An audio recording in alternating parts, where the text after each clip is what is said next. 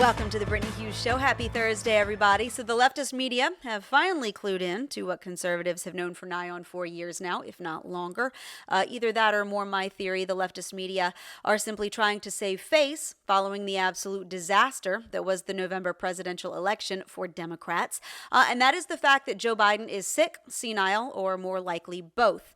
So in fact, it turns out that not only is Biden's brain a puddle of goo now, thanks to old age and what some have suggested appear to be signs of Alzheimer's or dementia, which has been more and more apparent and became so during his disastrous term in office. It also turns out that he has stage 4 cancer, which we are to believe based on his family's claims that he was just diagnosed with stage 4 prostate cancer last week. Now, this is supposedly a new diagnosis that just cropped up out of nowhere and caught this family off guard. That's the line that we're all supposed to be buying, which frankly smells fissier than Seattle on Feminist Appreciation Day.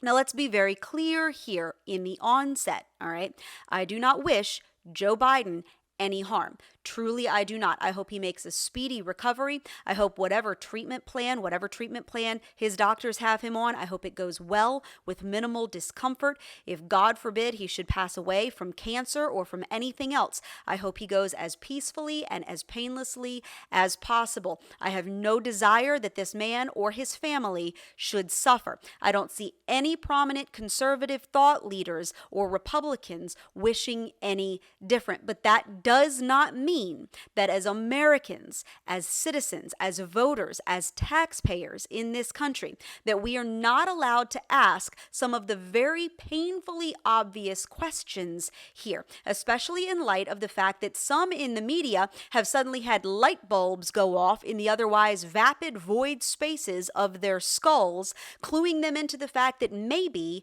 just maybe, old Joe here wasn't exactly with it the whole time he was occupying the Oval Office, when he was ostensibly running the most powerful country on the planet and leading the free world. So now, of course, CNN's Jake Tapper has come out with this new book that he co-authored with Alex Thompson, where he suddenly realizes that Joe Biden didn't seem entirely in control of his mental faculties the whole time he was in office, and in particular, the last year when he was gearing up for another run against Donald Trump. And we're all supposed to be completely shocked by this because Jake Tapper is pretending like he's completely shocked by this. I mean, I wonder where he could have gotten this clue.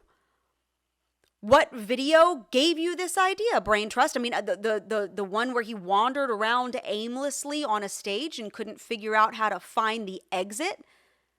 Which one? There were many of them. I mean, by the time he left office, his staff and his wife would literally have to walk up to him and make sure he knew where he was supposed to go.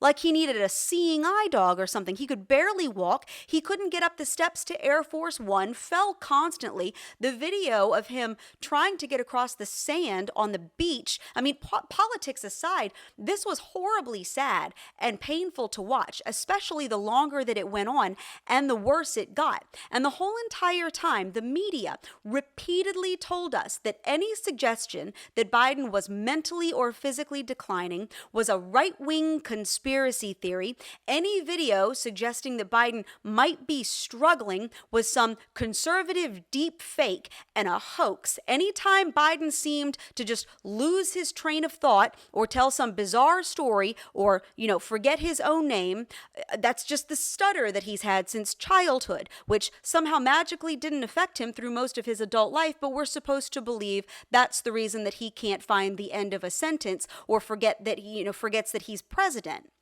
I mean, the guy shook hands with the air. He looked for dead politicians in the audience. He fell asleep regularly during events, including meetings with foreign dignitaries. And time again, this was the media's response whenever anyone questioned that if, maybe we have a president who's not exactly playing with a full deck. If you're concerned about Joe Biden's age, you probably don't know Joe Biden. It's not just making an issue of Biden's age. It's lying. It's saying he's senile. It's saying he's demented. Saying he's out of it. Biden is actually in good shape. Right. Mentally, he's quite acute. Any aide who engages with him or reporters, we can see this. The gears of his mind are working. The right-wing media has so fixated on Biden and Biden purportedly having cognitive issues. Russian television has been filled with speculation about President Biden's age, about his mental state of mind. That's an issue pushed by right-wing media, but it's not correct. You know, Republicans on the other side have spent 4 years almost kind of weaponizing Biden's age against him. Trump is not that much younger than him. Biden is just a couple of years older than Donald Trump. Why so much attention on Biden's age? Trump isn't much younger. This whole vein is really, really unseemly. I mean, ageism. I'm going to say quite bluntly, there is some ageism going on here. Yeah, I think there is some ageism going on. Biden's personal physician wrote that he, quote, remains a healthy, vigorous 80-year-old male. He is a healthy, vigorous 80-year-old male. He had a good physical. His doctor says he's vigorous. The reality is nothing like the dystopian picture that the Republicans are trying to paint of this senile, doddering president, and he's as sharp as a tack. And it was years of this. Over on MRC-TV, I have articles that I and my colleagues wrote 2-3 years ago at this point, questioning whether Biden was operating on all cylinders. This was a question back when he ran the first time in 2020.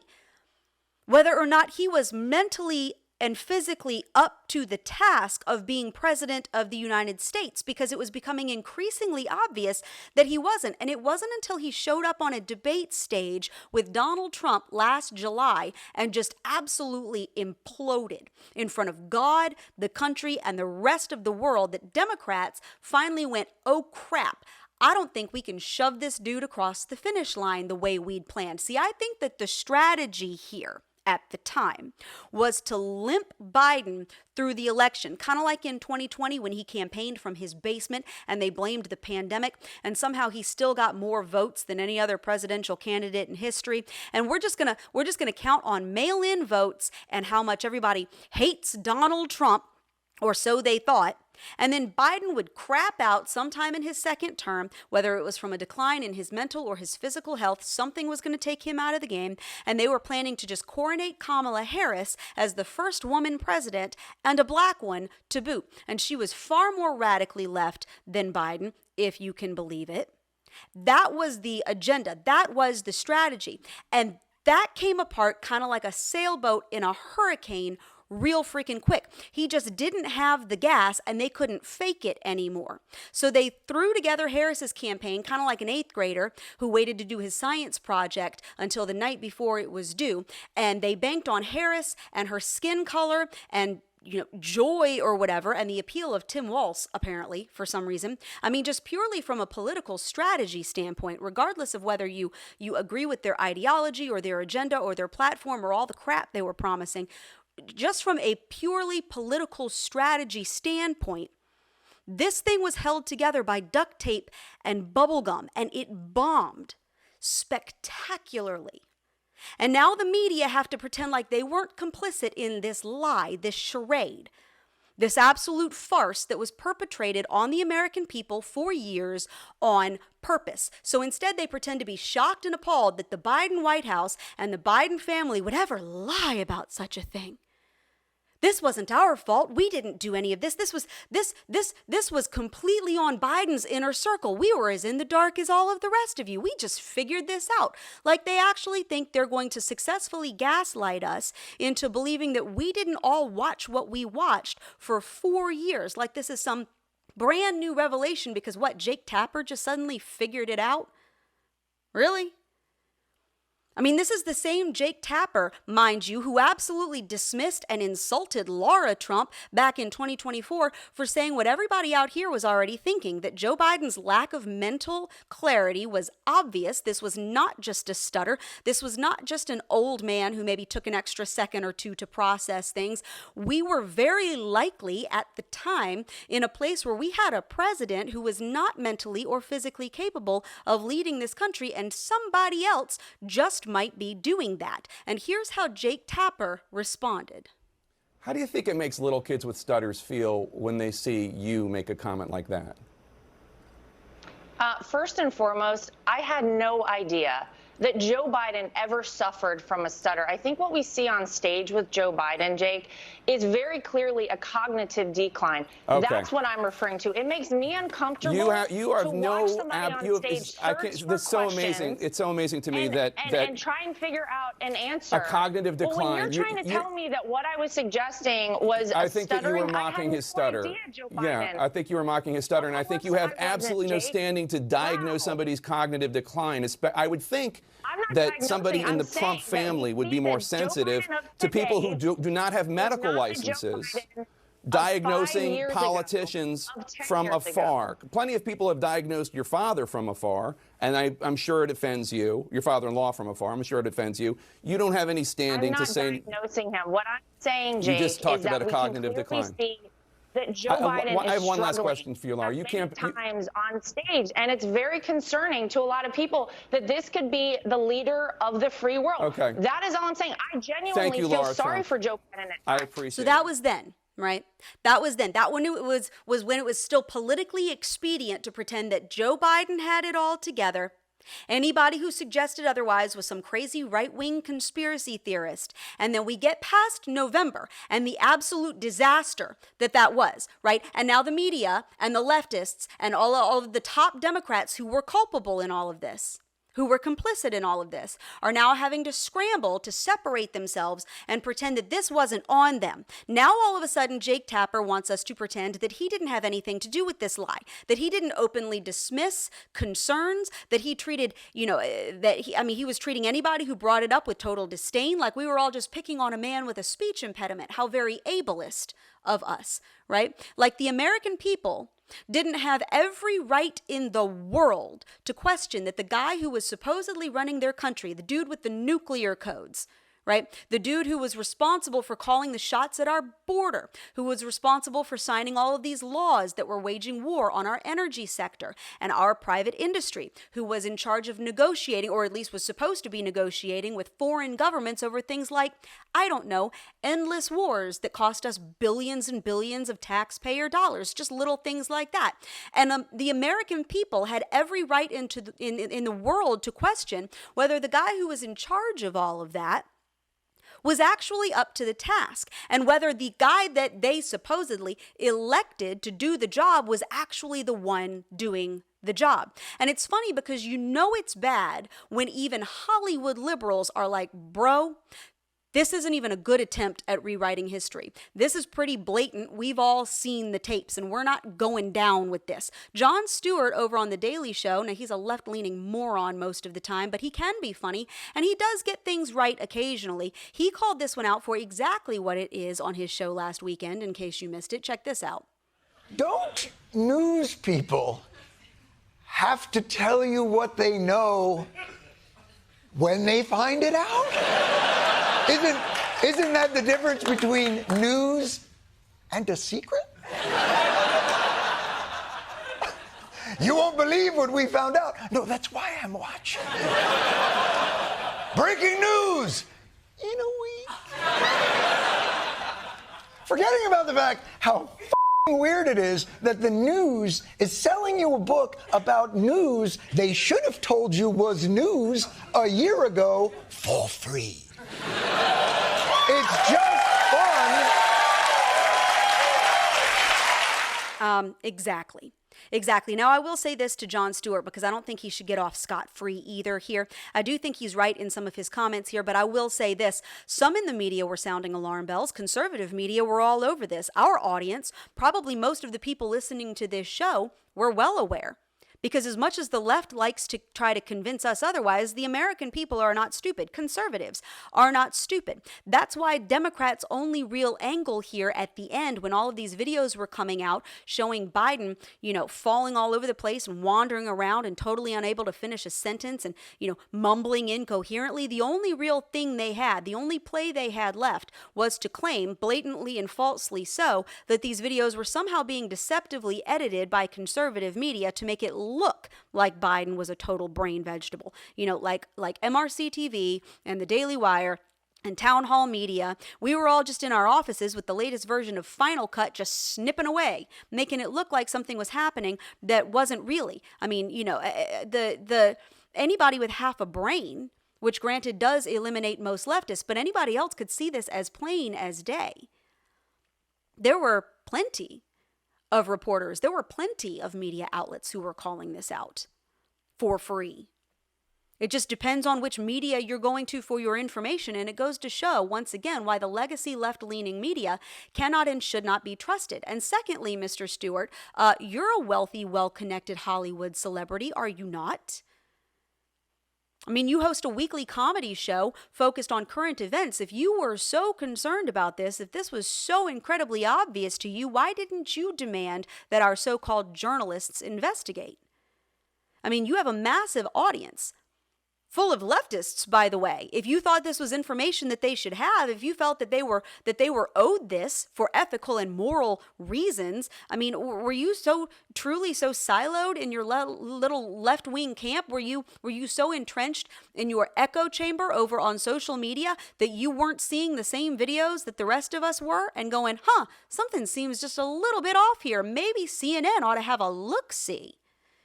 All right, so what I see here are an awful lot of leftists, whether it is in the Democrat Party, in the media, some in Hollywood, all scrambling to pretend like they were not directly involved in this very thinly veiled charade. But yes, this is a question that, you're right, should have been asked and answered if we had had a media halfway willing to do their jobs at the time, but we haven't had that for decades now. Instead, we have news anchors who get paid millions of dollars to clutch their pearls and pretend that they are just as shocked as the rest of us 4 years after the fact. And I will say, the timing of all of this is terribly coincidental.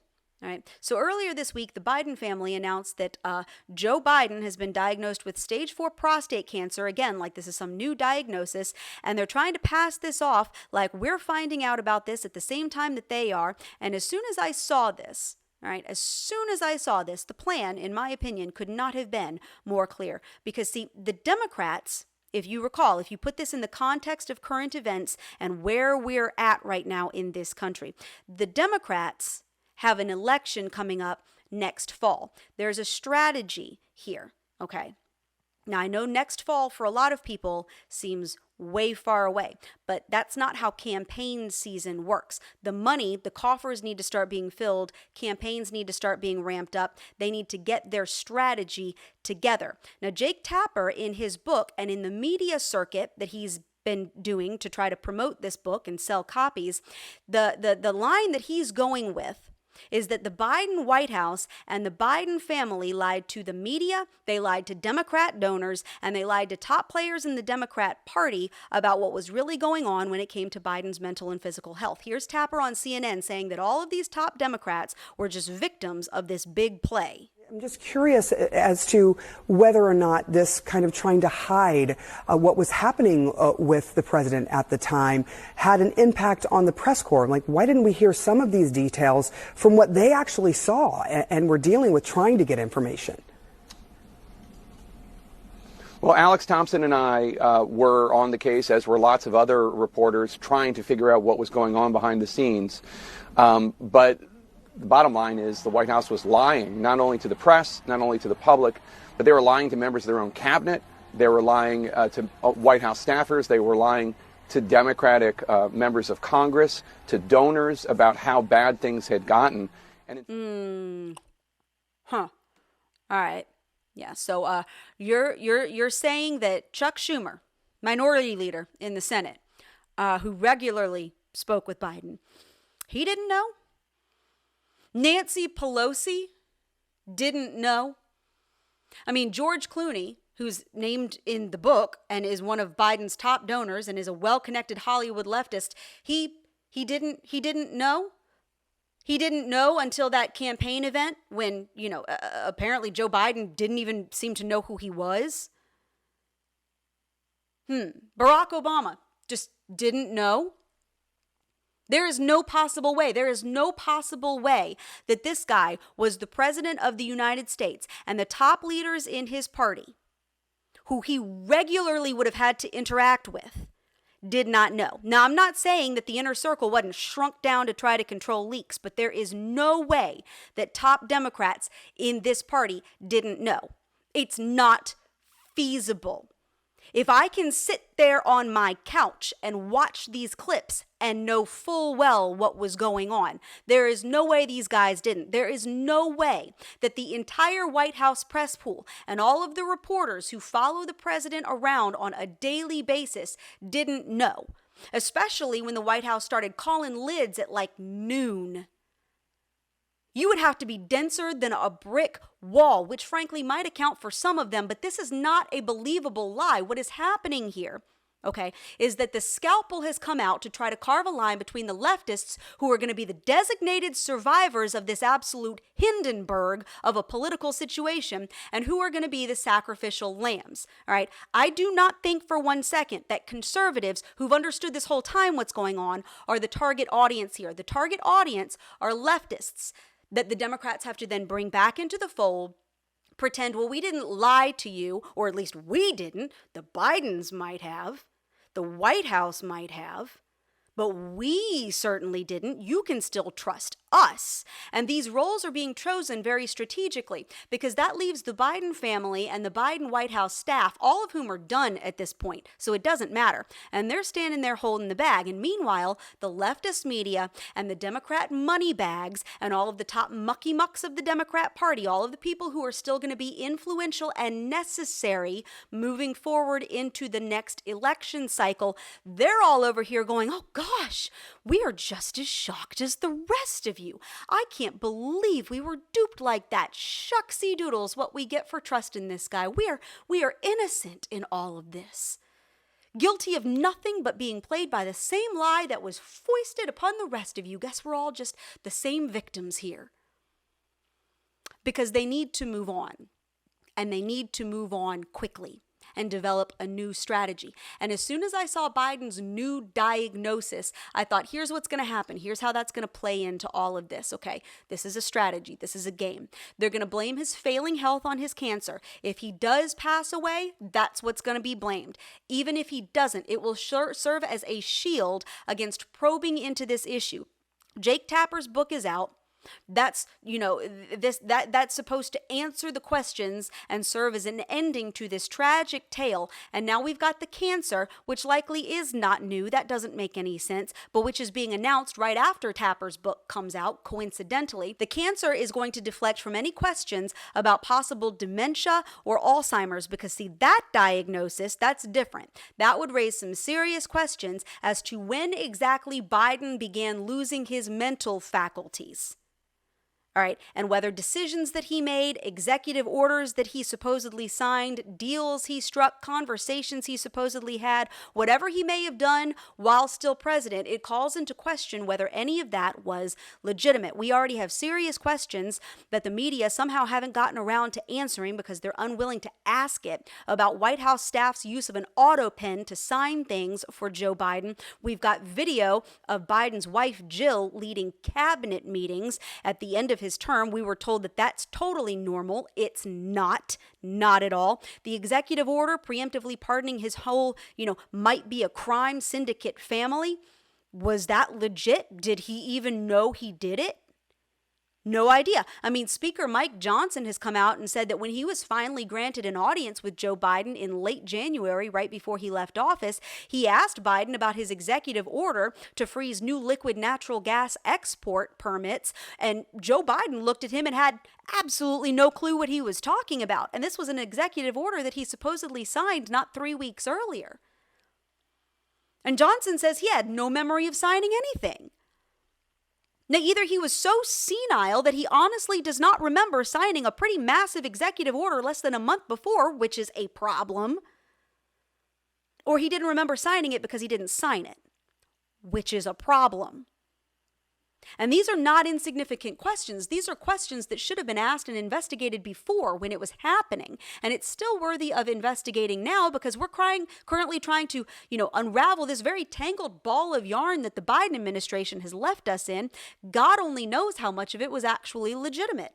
This matters. There is a possibility that the White House staff and the Biden family and top officials in the Democrat Party knew full well that Biden was not in control of his own faculties and the country was being run by an unelected proxy. And that freaking matters. But the left does not want to go down that rabbit hole, okay? Because I think we all know the answer. When Jake Tapper, even if it's to pull his own fat out of the fryer here, when Jake Tapper is saying, look, these guys openly lied to the media, to their donors, to the American public about what was going on here, that means that there was, this was going on for a very significant amount of time before Biden left office. This was not the last couple of weeks. God only knows how long this country was being run by proxy. So now they're going to pivot to the cancer. And they're going to use that to hide behind. Now, to be clear, there's absolutely no way whatsoever, no way, and you will never get me to buy it for a single flippin' second, that Joe Biden, who was the president of the United States until about 4 seconds ago, and who still has access to the top medical care in the country, on the planet, there is no way that his doctors suddenly just discovered that he has cancer, and it's already at stage 4. No way. I ain't buying it. I mean, I do know people who weren't diagnosed with cancer until they were in the later stages, but you know who they weren't? The President of the United States. There is no way. This had to be a known medical condition. And the hoops the left is jumping through to try to pretend that this is some sudden diagnosis and to downplay the relevance of Biden having this disease when, with the fact that he was in office, wandering around the White House, drooling on his own shoes less than a month ago. I mean, it is truly incredible to watch in real time. So a new report came out Tuesday night, published by the New York Slimes and, of course, the Washington Compost and all of the usuals, claiming that Biden had not undergone a prostate screening since 2014 when he was 71 years old. And they cited a Biden spokesperson. So the same people who Jake Tapper now says lied to all of us to our faces for years, we're supposed to take their word for this diagnosis that Biden hadn't had a prostate screening for 10, 11 years. Trust the known liars, y'all. Yeah, make that one make sense. So this spokesperson says Biden has not been screened for prostate cancer in over a decade up until now. And in an effort to carry water for this latest pile of caca del toro, the Washington Post claims that's totally normal. By the way, here's what they wrote. It is not unusual for men over 70 to stop having regular standard tests to determine the risk of prostate cancer, physicians and experts say. So the older you get, the less they screen for prostate cancer? Huh? I mean, the American Cancer Society reports that the vast majority of prostate cancer cases are found in men over the age of 65, and that the risk of prostate cancer increases exponentially with age, which I would also just say, duh. So none of this is adding up. We're being asked to buy the line that it is totally normal for Biden to have had this notoriously slow-growing cancer, and it wasn't caught until it was stage 4 because he wasn't getting checked. Because, apparently nobody gets checked. So now we've got poor, pitiful Biden and his new cancer. And the whole thing is just so sad that we should probably just drop any otherwise legitimate concerns about his physical and mental health while he was in office, right? See, that's the next step. And Democrats are already onto it. You could see it coming a mile away. They got caught in a massive whopper again. They're losing the media, who are trying to retain some kind of credibility on this thing so they don't lose the 7 viewers they still have left heading into the next election cycle. And so now the narrative is, well, it's in poor taste to talk about whether Biden and his family and his staff openly lied to the American public for months, if not years, and effectively ran the country via an unelected proxy, because the man has cancer. And asking those kinds of questions is just inappropriate. So says House Minority Leader Hakeem Jeffries, who wasted absolutely no time pivoting to that line. Seems to me entirely inappropriate that at this moment in time, when President Biden is dealing with a serious and aggressive form of cancer, there are Republicans who are peddling conspiracy theories and want us to look backward at a time when they actually are taking health care away from the American people. No, as House Democrats, we're going to look forward. Oh, nice deflection. Nice deflection, dude. So first of all, no, Republicans are not trying to take health care away from millions of Americans, but that's a story for another time. This is Jeffrey's way of dodging the question and making all of this somehow Trump's fault and Republicans' fault. Those dirty, rotten conspiracy theorists. I mean, this guy switched gears so fast, it is a wonder his transmission didn't fall out right there behind the podium. This is not a conspiracy theory. This is not something that conservatives just dreamed up to pick on a dude with cancer. Joe Biden's cancer diagnosis is not the Kickstarter that launched these questions. It is the latest in a mountain of evidence that we have had for years now about a mentally and physically failing president, and that the executive branch lied to us. The media actively worked to cover it up, all of which, by the way, are hallmarks of fascism from the party that claims that conservatives are the fascists and a threat to democracy. That's rich. That's rich. Are you kidding me? You know what is an actual threat to democracy? Propping up a cognitively impaired, non-functional man like some sick scene from Weekend at Bernie's and pretending he's running the country when he's not, and then telling everybody who knows that he's not that their eyes are lying to them. That they're so stupid that they must not understand what's going on here. So it's pivot, like Ross Geller trying to haul a couch up a staircase. David Axelrod, who's about as useful as a screen door in a hurricane, David Axelrod over on CNN this week said that any conversation about Biden's health while in office should now be muted following his cancer diagnosis. You believe that silences or delays a lot of conversations about his, last year and a half of his presidency for now? Yeah, well, I mean, I think those conversations are going to happen, but they should be more muted and set aside for now as he's struggling through this.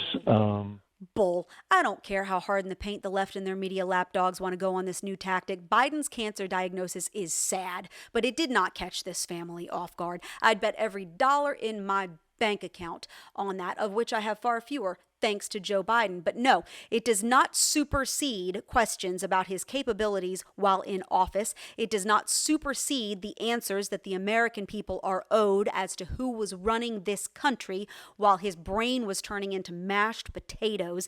It does not supersede his family and his staff's culpability in orchestrating this lie. And it does not supersede whether the Democrat Party and the media were complicit in helping them do it. If anything, it amplifies it.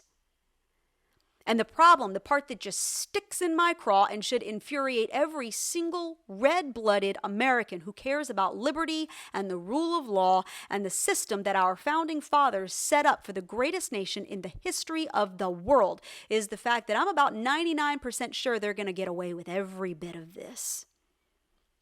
We are a free nation a nation free of consequences for politicians and bureaucrats who actively deceive and lie to the American people. We have proven that. There have been no consequences for the experts and the officials and the politicians and the bureaucrats who lied about COVID, who forced us to shut down the country, bankrupted businesses, stuffed old people into nursing homes to die alone, slapped dirty face masks on children, cost an entire generation their academic success, their social skills, and their sanity, and told us it was all for our good until, dang, turns out they lied to our faces. Whoopsie, not sorry for that. Let's move on. There were no consequences when Adam Schiff abused his power and led several dozen former intelligence officials to lie about the Hunter Biden laptop story and call it Russian disinformation when they knew full well it was not. There were no consequences for the Obama administration for abusing the FISA court to spy on an American citizen to take down a political campaign they didn't like. There have been no consequences for the Clinton family except maybe the fires of hell heating up a bit. There are no consequences in this country for government officials who openly lie to the American people, abuse their power, waste our tax dollars, and then tell us to choke it down because what other choice do you have? This is what the pattern of consequence-free behavior in politics gets you. a banana republic run by the very people who then turn around and accuse you of being the enemy of liberty. Watch. Watch. We've already seen the end of this movie. And with that, that's the Brittany Hughes Show for today. Thank you so much for joining me. I'll see you guys back here next Thursday. In the meantime, head over to Apple Podcasts, hit the subscribe button on the Brittany Hughes Show so you don't ever miss an episode. You can also subscribe to the Newsbusters podcast with Tim Graham on Mondays, Wednesdays, and Fridays. I hope to see you guys back here next Thursday. In the meantime, I hope you have a fantastic Memorial Day weekend and a blessed week ahead.